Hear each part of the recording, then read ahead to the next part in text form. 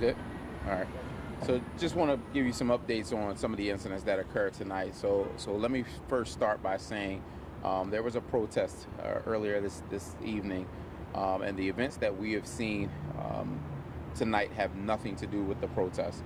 The protest ended somewhere around 7:30. It was a peaceful protest around City Hall area, in which we had a number of bike officers and police officers respond to that, and again, that protest ended very peacefully, somewhere around 7:30 or so. But very shortly after, approaching the 8 o'clock hour, we began to get numerous 911 calls, and some of our officers started to see large groups of juveniles congregating and making their way through Center City area. Somewhere around 8 o'clock, we started to get multiple calls of certain businesses starting to essentially have their stores broken into or stores ransacked, where we had a number of looting incidents occur. As a result of that, our officers began to respond to a number of those stores, began to make some apprehensions, which a number of folks were arrested, began to try to disperse those crowds of juveniles and young adults. We told at one point that crowd got as large as maybe 100 or so that were just making their way through Center City area. Our officers responded to that area and began to, again, disperse them, moving them out. What we started to see as the night went on were a couple calls throughout the city of looting incidents, some going into East Division along Aramingo Avenue and some other spots throughout the city. And so we responded through the course of the night. Again, at this point in time, we know somewhere around 15 to 20 arrests have taken place thus far.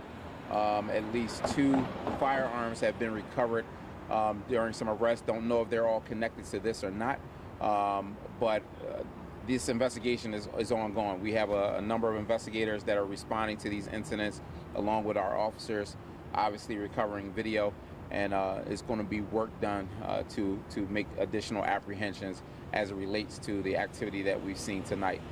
Again, I just wanted to reiterate that this had nothing to do with the protest. What we had tonight was a bunch of criminal opportunists take advantage of a situation and make an attempt to destroy our city. And so, and again, it's not going to be tolerated. We made arrests, and we will continue to make arrests until we have all of the individuals, or a number of the individuals that have been responsible for what we've seen tonight, in custody.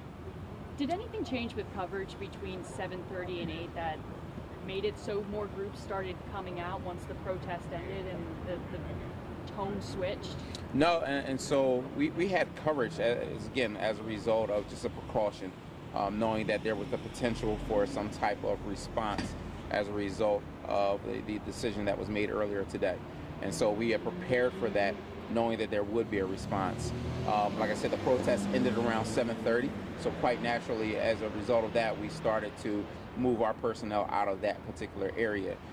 Again, juveniles congregating in Center City is not, a new thing, but when we started to see that, our officers responded. We had enough officers within the area to quickly respond to those juveniles that we started to see.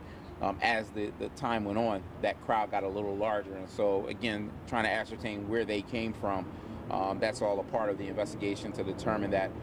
But they just didn't all, it wasn't all together at one point in time. They all started to come from what we know at this point, probably different parts of the city, by different methods.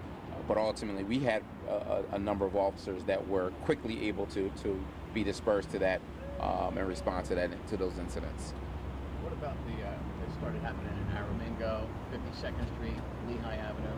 That was, these folks couldn't get up there, so how did people just hearing that stuff was going on in Center City and started going? I believe that's exactly what you started to see throughout the city.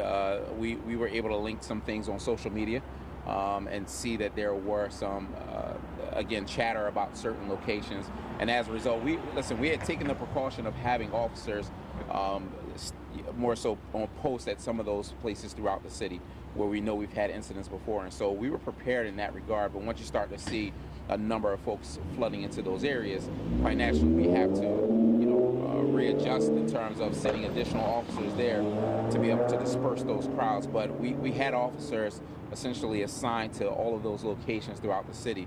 But we saw that chatter, started to respond, Again, we also know that at this point we're investigating that there is possibly a caravan of a number of different vehicles that were going from location to location. Right now, we have a couple of those individuals in custody, and so we're going to continue to work to see how that caravan is connected. That's early information that we have as of now, that they were going from location to location. So it's very possible that we had a group that was just making their way through the city, but quite naturally, you have followers that people are going to see this and start to come out to it and think that they can have an opportunity to get something, as well. That caravan that you're talking about, was that the chase that ended in the area of like Rising Sun and Adams over there? That's correct. In terms of, so that may be one part that's connected to that. But again, our men and women tonight were responding to a lot of these locations, and they were doing so, with.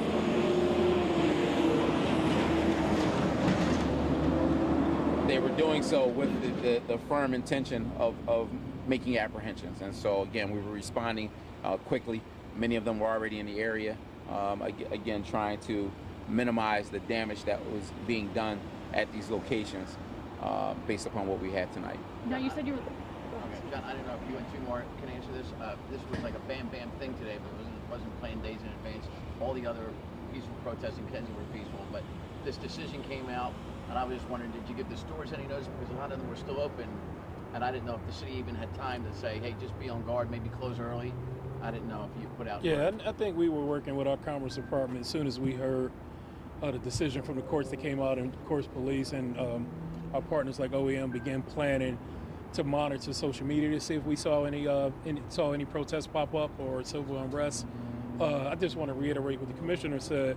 This absolutely had nothing to do with the peaceful protests that we saw at City Hall and a caravan a little bit around Center City. I believe the words the commissioner used was criminal opportunists. And that's what it was. That's what we saw. That's what I personally saw with my own eyes riding around the city tonight. Folks who, for whatever reason, just felt as though they could take advantage of the situation and loot and rob stores. And, I think the commissioner talked about the investigation that's going on, the video we'll pull. I just hope that we are successful in trying to arrest all of these folks.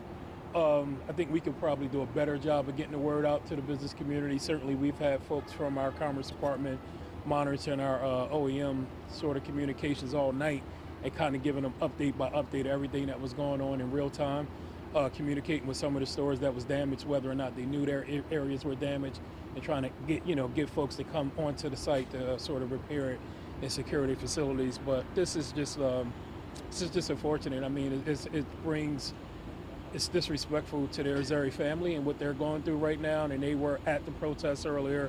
They've certainly communicated in all of their social media and media appearances about wanting answers, wanting justice, but also wanting it to be peaceful. And these criminal opportunists just took advantage of us tonight. You had mentioned that you had alerted some businesses and you were going to areas that there was looting before. Is there a specific type of store that these opportunists were going at? And so, well, obviously places like clothing stores, high-end stores, sneaker stores, even some of the wine and spirit stores. We've seen a couple pharmacies targeted, and so that seemed to be what they could possibly get their hands on. And is everything contained at this point, or are there any hot spots still out there? I mean, for the most part, I think we have it contained. There are still probably some pop-ups that we're still responding to some 911 calls. And again, we may not even, get some calls until tomorrow as businesses return for opening. We may get additional calls at locations that we may not have been aware of tonight. So this process will be ongoing for a few days. It's not going to just end tonight. And again, that investigative process is going to continue as we look for, video or whatever we can possibly get to make apprehensions. And we also call on the public, in terms of if you see or know someone that may have been out there involved in this activity tonight, let us know. I mean, it's disgusting, to be very honest, right? And to see what our city went through in 2020 and to have, some individuals try to recreate that same type of energy tonight is disgusting. And again, at the end of the day, we're going to press on until we're able to get those folks in custody, because again, it has no space in the city, and there are too many people that worked hard in the business community, too many people throughout communities in this city that don't deserve that type of behavior. And so we're calling on people that if you know that there are individuals on your block that may have engaged in this, that are trying to either sell merchandise, whatever you may know, 686 tips, right? Give us that information so that we can make those apprehensions and get those people in custody. Because again, our city can't afford this type of nonsense. Any rough estimate at this point how many businesses were hit or have been affected? I don't know that just yet. I mean, hopefully tomorrow we'll have a better count of how many businesses were affected by, again, these individuals tonight. I don't want to get in the middle of anything 4 days into the job, but the last time in 2020, a lot of the people that were arrested given appearance tickets and then the charges were dropped. So nothing, no consequences. So a lot of the police that were out there arresting people said no consequences came, and these people were just let go, charges dropped. Are you fearing that would happen again, and then these people just have no consequences when this comes up and they get caught?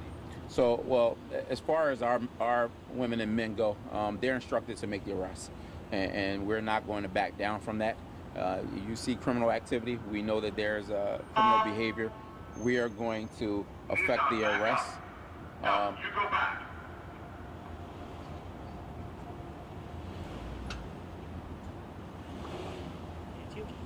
We are going to affect the arrest, and again, we will work with the prosecutors here in terms of to move that process forward.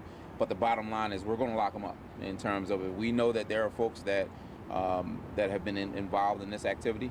Our folks have been instructed to make the arrests where warranted. As investigations continue to lead us, we will make additional arrests and let that play itself out. And as you pointed out here, these weren't protesters, these were criminals. These were not protesters. These were criminals. These were people that took advantage of an opportunity, and again, looking to destroy our city. And I say that because everybody in this city should be angry.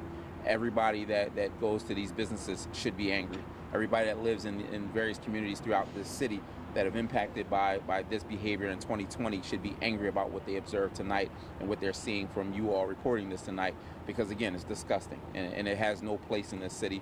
And again, we all need to work together to nip it as quickly as we can.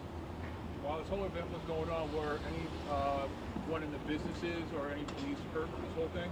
At this point in time, we know at least one police vehicle was damaged, but no injuries reported thus far. Again, we'll go through that, in terms of the officers that were out there tonight and make sure that we don't have any injuries. We'll get that information and update for that by morning. What kind of damage? Any of the other events going on around, seemed like particularly like any shootings and stuff like that was not tied to what was going on here in the city? Nothing that indicates that at this point in time. I mean, obviously we'll look at all that, and investigations will be done around those incidents, but nothing, immediately indicates that they're connected in any way. As far as the damage to the vehicle, I believe one of the windows was windshields was damaged with a brick. Thank you very much, folks.